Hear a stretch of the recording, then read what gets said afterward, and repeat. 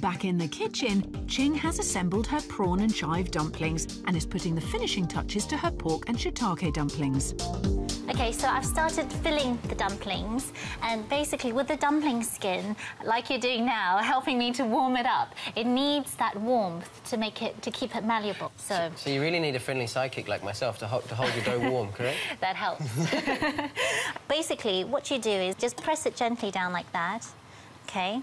And then onto the knife, a little bit of oil, just to stop the dough from sticking, both sides. Just work the dough flat.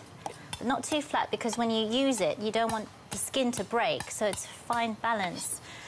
Yeah, that's part of the art. And it takes a lot of practice. That's part of the art. Even with my ones, with the packet brought, you've got to be careful that you don't tear it, because they are so thin and so delicate. As soon as you tear it, then all the steam that you're creating inside is released. I've got here the pork and mushroom, and then what I do is basically I start from one side, and then I press it together. One thumb and index stays put, and it just kind of brings it all together. You're gathering it. As you do it, you make little pleats. Yes, as you do. So that's beautiful. Yeah, so that's it. With Ching's dumplings all assembled, they're now ready to be steamed.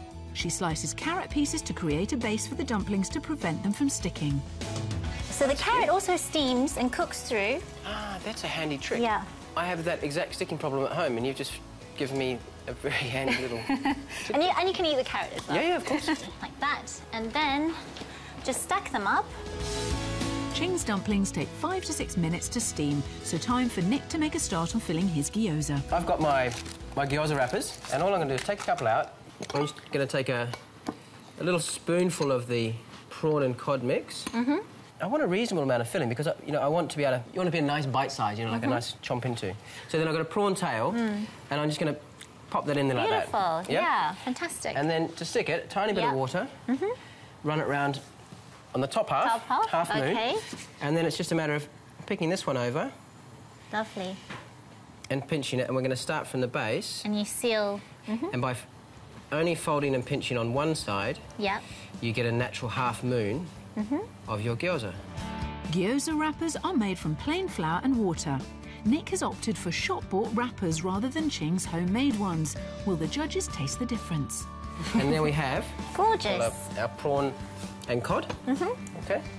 Nic turns his attention to his beef and kimchi gyoza. So this one we just bring the two halves up. Okay. And we bring the second halves up, and you can see we're starting to make a present. And then it's just a pinch. Beautiful.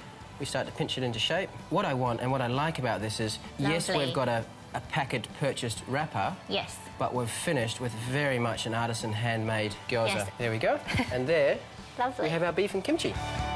Nic adds a touch of oil to a hot pan and fries for 1 to 2 minutes until the bottoms are golden and crisp. OK, so I'm just lifting up so we get a really nice crusty base. And I'm going to have to start moving quite quickly now, because they're definitely colouring up. He adds cold water to the pan so that the gyoza are steamed to finish cooking. This is the traditional way to prepare Japanese dumplings. It'll take about 4 minutes from now, and they should be really nice and ready. Nic turns his attention to his dipping sauce, which is just equal parts soy sauce and rice wine vinegar. People don't realise that what a good quality soy sauce and a good quality rice vinegar just adds to equal quantities. Yeah. Ching is serving her dumplings with 2 shop-bought sauces, a chilli, ginger and garlic one and a really hot chilli sauce, which she adds a splash of soy sauce to. Let's have a look. Lovely. So the skin is turned all translucenty. I'm happy. I'm good to go. Yeah, now traditionally, dumplings have to be served in the basket. You have to keep that steam in there. You have to keep it hot. Nic garnishes his gyoza with coriander, chopped chilli, lemon zest and chopped seaweed. Great. So here's my perfect classic prawn and cod gyoza and beef and kimchi gyoza. Gorgeous. And here's my perfect classic pork and water chestnut dumplings, and also my steamed prawn and chive dumplings. They look delicious.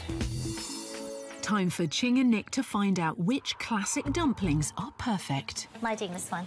You are. Here we go. So, results for the perfect classic dumpling. Your gyoza 2, my steamed dumplings 1. So well done. Close. You won. Thank you very much. Congratulations. Thank you.